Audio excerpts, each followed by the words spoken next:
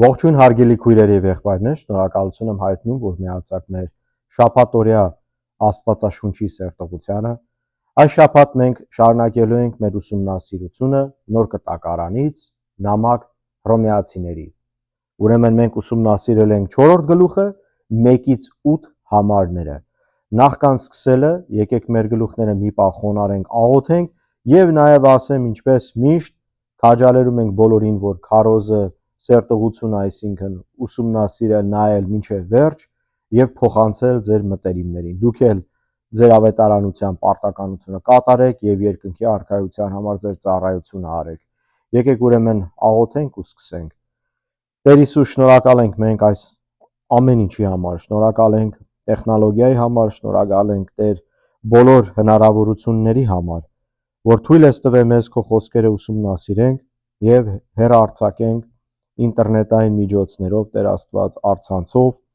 որպեսզի հազարավոր եւ միլիոնավոր մարդիկ հնարավորություն ունենան դիտելու քո խոսքերը հայերեն լեզվով եւ Տեր լսեն, աշակերտվեն քո խոսքերով եւ ապաշխարեն ու փրկվեն։ Տեր, աղոթում եմ, որ այսօրվա սերտողությունը դու միայն առաջնորդես, Տեր, դու մեզ դասավանդես, Սուրբ Հոգով առաջնորդվենք ու Տեր խոսենք միմիայն այն խոսքերը, որ տրված է քեզանից։ Աղոթում եմ Հիսուս, զորացնես եւ օգնես մեր բոլոր ունկնդիրներին եւ դիտողներին, աղոթում եմ նրանց համար, առատ օրենորնես նրանց եւ Տեր խնդրում ենք թող աշակերտվեն ու զորանան Աստծո խոսքով։ Աղոթում ենք այս ամենը քո Սուրբ անունով Հիսուս, ամեն։ Ուրեմն հարգելիներս, ես այս շաբաթվա սերտողությունը վերնագրել եմ անկախ գործերից արդարես համարվում, այսինքն գործերով չի փրկությունը, այլ հավատով է եւ հավատով ես արդարանում։ Ուրեմն ասեմ, որ Աստծո եւ մարդկության հարաբերությունը մեզ բերեց այն կարևոր կետին, որ Դավիթ թագավորն է գրում ու երանի է տալիս այն մարդուն, որին Աստված անկախ գործերից արդար է համարում։ Պողոս առաքյալը մեզ բացատրելու է 4-րդ գլխի մեջ, հատկապես առաջի 8 համարները, թե ինչ կապ ունի Աբրահամը եւ նրա ժամանակը մինչև թլփատվելը եւ ինչ կապ ունի հավատքը եւ ինչ դեր է ունեցել հավատքը եւ ինչպես նա հավատքով արդարացավ եւ Աստված նրան արդար համարեց հավատով նախքան թլպատությունը։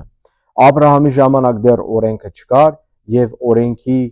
ժամանակաշրջանը դեռ չէր եկել, բայց խոսքը գնում է հեթանոսների համար այս եկեղեցու շրջանի մեջ, որ մենք էլ Աբրահամի նման նույնպես հավատով ենք արդարացվում, փրկվում եւ այս նմանությունը կատարում է կապելով Աբրահամին եւ ժառանգությունը հեթանոսներին, քանի որ Աստված ասեց Աբրահամի միջոցով բազմաթիվ սերունդներ եւ ազգեր կառաջանան, հավատի միջոցով խոսքը հենց կոնկրետ այդ շեշտն է հավատը։ Եկեք կարդանք ուրեմն ուսումնասիրենք սկզբից 1-ից 3 համարները։ Արդ ինչ ասենք մեր նախահոր Աբրահամի մասին, ինչ ձեռք բերեց նա ըստ մարմնի, որտեվ եթե Աբրահամը գործերով արդարացած լիներ, պարծենալու բան կունենար, բայց ոչ Աստծու առաջ, որտեվ Գիրքն ինչ է ասում, Աբրահամը Աստծուն հավատաց եւ դա արդարություն համարվեց նրան։ Սա էլ մեջբերում է Ծննդոցի 15-րդ գլուխ 6 համար եւ Գաղատացիներից 3-րդ գլուխ 6-րդ համար։ Հիմա ուսումնասիրենք մենք, թե ինչ նկատի ունի։ Տեսեք, այդ կարևոր կետ կա այստեղ։ Ինչու շնորհով, այլ ոչ թե գործերով։ Առաջինը նորից պարծենալու գործերով փրկվելու մասին է խոսում Պողոս առաքյալը, այսինքն այդ բացատրությունն ու պարզաբանումն է անում։ Արդարացած ենք հավատով Հիսուս Քրիստոսով վերստին ծնունդով, եթե գործերով լիներ, մարդ կհպարտանար։ Ուրեմն Աստված այնքան ատում է եւ զզվում է այդ հպարտությունից, որ միմիայն ինքը այն միջոցով մեզ տվեց փրկություն, այդ փրկության հնարավորություն, որ մենք երբեք չկարողանանք պարծենանք, որ ասենք մենք մեր ուժերով արեցինք, բայց իրականում Աստված արեց, Հիսուս Քրիստոս Աստված է, մարմնացավ, եկավ այս աշխարհ, չարչարվեց, խաչվեց, հարություն առավ եւ իր միջոցով նա լինելով մեր քահանայապետը, եթե մեզ հետևում եք նամակ եբրայեցիների գիրքը, որ ուսումնասիրեցինք նոր կտակարանից, այդ բոլոր թեմաները մենք արդեն ուսումնասիրել ենք, եթե չեք սովորել, կարող եք գնալ մեր հին սերտողությունները ուսումնասիրեք եւ այնտեղ մենք գիտենք նա լինելով մեր քահանայապետը եղավ վերջին զոհը եւ այդ միջոցով մենք ունենք փրկություն։ Աբրահամի օրինակն է մեզ տրվում, որովհետեւ նա հավատաց Աստծուն եւ նա հավատով ընդունեց Տիրոջը։ Օրենքի ծանրության տակ չէր նա եւ նա պարտավորված չէր օրենքին հետևելու, որովհետեւ օրենքը դեռ չկար։ Նա հավատով Տիրոջ հետ էր քայլում։ Սա է կարևոր կետը եւ նաեւ այն կապը, որ նոր ասացի, ինչպես են հեթանոսները կապ հաստատվում որպես ժառանգներ Աբրահամից, որովհետեւ հենց այս կետի մասին է խոսքը։ Աբրահամից առաջ հերթին սերունդներով եկավ Հիսուս, Հիսուսով ունենք փրկություն։ Երկրորդ հերթին եկեղեցու ժամանակաշրջանը հավատով փրկությունն է, հավատով վերստին ծնունդով եւ պարզապես Աբրահամը այդ հավատով նա հավատաց եւ արդարացավ ու այսպես այդ կապն է հաստատվում տրամաբանության, որ հավատով մեր հավատքի հայրն է նա համարվում Աբրահամը։ Անցնենք մյուս կետին։ Երկրորդ կետը գործը ծանրացնում է կամ ծանրություն է եւ իհարկե հասկանանք թե ինչ նկատի ունենք այստեղ, բայց ասում է 4-րդ համարից սկսած, բայց ով գործ է անում, վարձը նրան շնորհ չի համարվում, այլ պարտք, իսկ ով գործ չի անում, այլ հավատում է նրան, ով ամբարիշտին արդարացնում է, նրա հավատն արդարություն է համարվում։ Ուրեմն եկեք տարբերությունը հասկանանք հավատի եւ շնոր, այսինքն հավատի շնորհով փրկություն եւ գործերով եւ օրենքի ժամանակաշրջան։ Ուրեմն օրենքը ծանր էր բավականին եւ ինչպես գիտենք նախկին գլուխները, որ ուսումնասիրել ենք նաեւ հռոմեացիների նամակի մեջ, գիտենք, որ առաջինը օրենքը հանդիսանում է որպես հայլի, ցույց է տալի մեր մեղքերը, մեր աղբը, մեր կեղտը եւ մեր մեղավոր անձը ու մեզ ցույց է տալի, որ փրկությունը միմիայն Աստծո ողորմածության միջոցով կարելի է լինել։ Նաեւ ասեմ, որ զոհաբերության ժամանակաշրջանն էր, որ ամեն անգամ մեղք գործելուց զոհ էին տանում մատուցում, քահանան զոն մատուցում էր, որպեսզի մաքրվեր նրանց մեղքերը։ Տարին մի անգամ էլ քավության օրն էին հատկացրել, որ քահանայապետը ինքը իր համար նախ զոհեր մատուցում իր մեղքերի համար, որ սրբվեր, մաքրվեր, կարողանար մտնել սրբությունների սրբությունը եւ այնտեղ զոհ կատարեր, մեղքերի թողություն փնտրել զոհի միջոցով ամբողջ Իսրայել ժողովրդի համար։ Հիմա ասենք, որ օրենքը ծանրություն է, իսկ հավատով փրկությունը շնորհով տրված ազատություն է։ Անցյալում հрьяաները ունեին բավականին լուրջ խստապահանջ օրենքներ, ինչ կարելի է, ինչ չի կարելի եւ ամենահասարակ պարզ բանը ուտելիքի հետ էլ կապված կար արգելքներ, բայց շնորհով մենք փրկված ենք, այլևս այդ արգելքները մեր վրա խստություն չեն հանդիսանում, մենք ազատություն ունենք։ Ուրեմն դա ամենափոքր օրինակն էր, որ տվեցի ձեզ, բայց դրա համար Պողոս առաքյալը պարտք է համարում, որտեղ պարտքը ծանրություն է, դժվարություն է եւ օրենքը դա է կատարում, իսկ շնորհով փրկվածը, շնորհով տրվածը, այսինքն Հիսուս Քրիստոսով ծանրություն չի եւ ինչպես մենք ուսումնասիրեցինք նախկին գլուխների մեջ, ասում է ազատ է տրված մեզ փրկությունը։ Եթե տված է ազատ փրկությունը, սա 3-րդ գլխից է մեջբերում անում նամակ հռոմեացիներին, ուրեմն եթե ձրի է տրված, ձրի մեջ գործ չի պարունակում։ Եվ ինչպես անցյալ շաբաթ խոսացի, ձրին ինչ է նշանակում, որ գործերով չի, բայց երբ ընդունում ենք մենք Հիսուս Քրիստոսին, մենք հանձնվում ենք եւ դառնում ենք Հիսուսինը, հետեւաբար Հիսուսն է մեզ կառավարում, առաջնորդում, ու դրա հետ միասին հասկացեք, որ նաեւ դժվարություններ կան։ Դրա համար Տերն ասում է խաչդ վերցրու իմ հետևից գնա։ Քրիստոնյայի կյանքը հեշտ չի, նամանավանդ այն սուտ վարդապետությունները, 10-անորդը տվեք, բարգավաճեք, ես իմ չգիտեմ ինչ, պարզ ուղղակի անմտություն է, մարդկանց շեղելու գաղափարներ են սրանք։ Հեռու մնացեք այդպես գաղափարներից։ Ոչ միտեղ Աստծո խոսքի մեջ գրած չի, որ 10-անորդը տվեցիր, կյանքդ հալած յուղի նման գնալու է։ Ընդհակառակը մենք ինչ որ ուսումնասիրել ենք նամակ եբրայեցիներին 12 գլխի մեջ, գիտենք, որ Տերը իր բոլոր զավակներին ուղակի հանդիմանում է, քրքրում է, կոնկրետ ասած, դաստիարակում է զավակներին։ Դրա համար մենք գիտենք, որ հավատացյալի կյանքը հեշտ չի եւ Տերը մեզ բարձ ասում է մեղ է ճանապարհը փրկության։ Ուրեմն մենք չարչարվելով այս կյանքը առաջադիմելով Հիսուսով միայն, ով հավատարիմ մնաց մինչև վերջ, նա է փրկվելու։ Իհարկե մենք հավատում ենք, որ երբ որ ապաշխարում ես եւ վերստին ծնունդ ես ստանում, եւ դա իսկապես լինում է անկեղծ, դու ընդմիշտ Տիրոջն ես։ Այդպիսի մարդու համար ինչ դժվարություն էլ կյանքում լինի, կարող է տատանվի հավատքը, բայց կմնա մինչև վերջ կայուն հավատքին։ Իսկ ով թրուցիկ կերպով ապաշխարեց կամ թրուցիկ կերպով կյանքը տվեց Տիրոջը, կամ իր համար հավատքը ուղղակի կրոնք է, հետևում է օրենքներ, այդ մարդը լուրջ կասկածելու տեղ է տալի, թե իսկապես նա վերստին ծնունդ ունեցող ապաշխարած քրիստոնյա է, թե ուղղակի որպես ավանդույթ է հետևում հավատքը։ Հավատքը չի կարող լինել ավանդույթ։ Կյանքի դժվարությունները այնքան մեծ են, որ մի փոքր փոթորիկից կամ մրիկից պատկերացրեք այդ դժվարությունները կյանքի,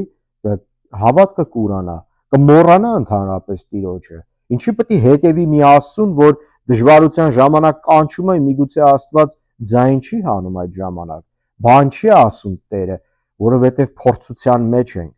Ինչ որ մենք Աստծո խոսքից ստացել ենք, իմացեք, որ փորձվելու ենք։ Ես ինքս էլ նույնպես։ Դժվարությունները անսահման է, դժվարությունները բավականին շատ է,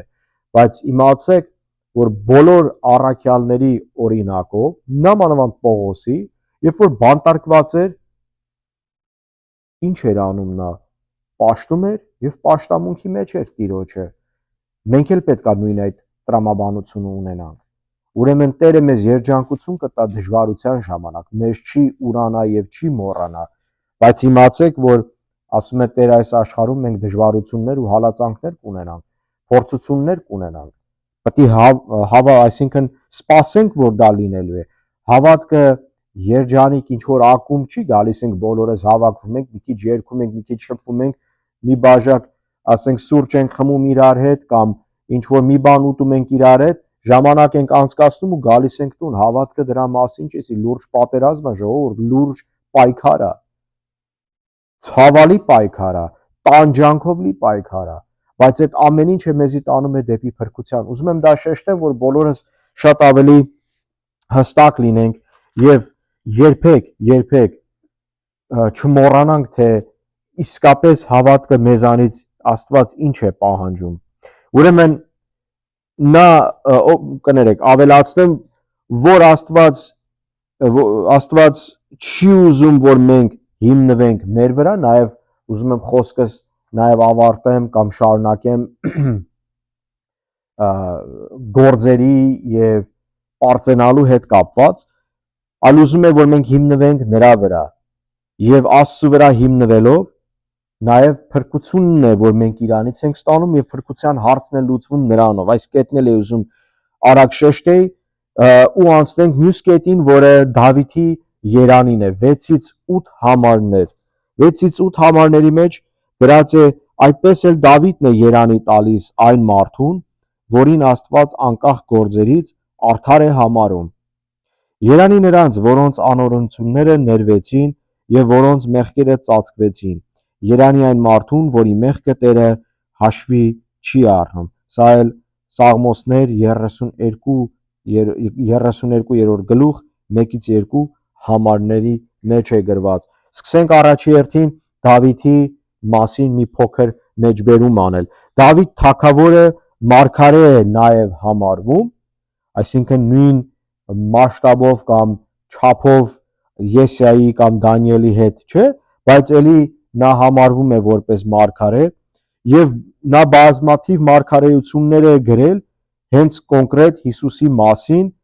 իր Սաղմոսների մեջ։ Եվ նա գրում է երանի տալով այն հավատացյալներին, որ կլինեն շնորհի շրջանում, որը եկեղեցու շրջանն է։ Նույնպես համարվում է երանի է տալիս, որովհետև նրանք շնորհով փրկվեցին կամ կփրկվեն, որ կստանան հավատով։ Օրենքը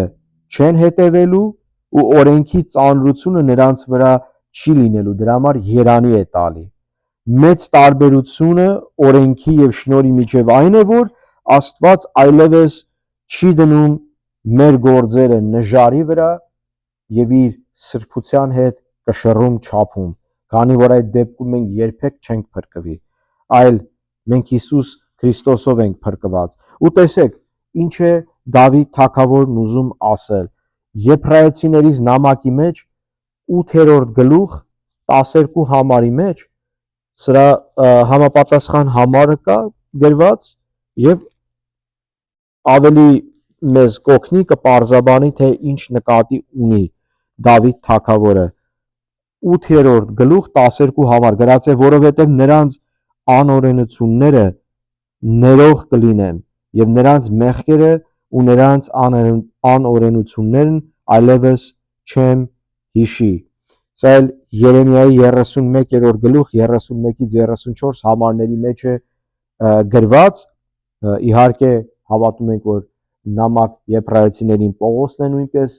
գրել եւ նա է մեջբերում անում այդ մարգարեություններից։ Ուրեմն իմացեք հարգելիներս, երբ որ ձեր կյանքը նվիրում եք տալիս եք Տիրոջը, ապաշխարում եք, վերստին ծնունդ եք ստանում, մեղքերի թողություն եք փնտրում, Աստված ներում է եւ պարզապես չի հիշում։ Հիշողը մենք ենք, ինքը չի հիշում։ Ասում է ձեր մեղքերը արևելքից արևմուտք ինչքան հեռավորություն կա դրա վրա, այդպես ես ձեր մեղքերը ձեզանից հեռացնում եմ։ Ուրեմն ի՞նչ է նշանակում։ Այսօր պարզ բան կա, որ փրկությունը շնորհով է, փրկությունը Հիսուսով է եւ մենք օրենքի ծանրության տակ չենք, որ համարվում է պարտք ու ծանրություն։ Երկրորդ հերթին, երբ որ վերցնենք Աբրահամի կապը, ինչպես է հաստատվում մեզ համար, որովհետև մենք հեթանոսներ լինելով եկանք հավատքի, ընդունեցինք Հիսուսին որպես Տեր եւ Փրկիչ, ու պարզապես Աբրահամը մինչև թլփատվելը հավատով նա արդարացավ, ու մենք էլ նույնպես հավատով ենք արդարանում, ու դրա համար համարվում է մեր հավատքի հայրը։ Ու Աստված նրան խոստացավ, ասաց բազմաթիվ ազգեր իր միջոցով կառաջանան որպես իր սերունդները։ Այս բանին հարգելիներս, ինչ ունեմ ամփոփելու վերջի խոսքերը այն են, որ հավատքի կյանքը անհրաժեշտ է բոլորիս համար, փրկությունը, վերստին ծնունդը, Տիրոջն ընդունելը եւ օրենքներով, ավանդույթներով ու այլ միջոցներով փրկություն չես ձեռք բերում, այլ քո անմիջական հարաբերությունը Տիրոջ հետ, որ հավատով արդարանում ես, բերանով դավանում ես, որ նա Տեր եւ Փրկիչ է, այդպես էլ փրկվում ես, ինչպես որ գրված է Հռոմեացիների 10-րդ գլուխ 9-ից 10 համարների մեջ։ Ուրեմն այսօր բոլորին քաջալերում եմ, որ դուք էլ նույնպես ապաշխարեք, փրկվեք։ Իհարկե հավատքի կյանքը ծանր է, հավատքի կյանքը դժվար է, հավատքի կյանքը Տերն ասում է նեղ ճանապարհով են գնալու եւ մեր խաչը պետք է վերցնենք գնանք, բայց իմացեք, որ վերջավորությունն է մեր համար կարևոր, որովհետեւ մենք ընդամենը պանդուխտներ ենք։ Այս կյանքը մենք ժամանակավոր պետք է անցնենք եւ խոստացած երկիրը մտնենք, ինչպես որ սովորեցինք նամակ Եբրայեցիների մեջ, փրկությունն է, դրախտն է, Տիրոջ հանգստի մեջ մտնելն է։ Աղոթում եմ, որ բոլորդ այդ որոշումը կայացնեք, պարզ բան է, ասում եք Տեր Հիսուս, ես գիտեմ, որ մեղավոր եմ, ընդունում եմ իմ մեղքերը, աղոթում եմ ներես իմ բոլոր մեղքերը, իմ անունը գրի քո կյանքի գրքի մեջ, ես ապաշխարում եմ, ընդունում եմ քեզ որպես Տեր եւ Փրկիչ, այսուհետև արի բնակվի իմ մեջ, տուր ինձ Սուրբ Հոգին եւ Տեր, խնդրում եմ իմ կյանքիս բոլոր օրերը ապրեմ հավատքով քեզ ու իմ մեղքերը հեռացրու ինձանից, սրբի, մաքրի ինձ ինչպես սպիտակ ձյան նման ու աղոթում ենք այս ամենը Հիսուսի անունով։ Սա է ընդամենը եւ քո խոսքն է Աստծո հետ, որ քո բոլոր կատարած մեղքերը ների եւ ընդունես իրան որպես Տեր եւ Փրկիչ։ Այսօր այսքանը աղոթում ենք Տերը ձեզ օրհնի, ամեն։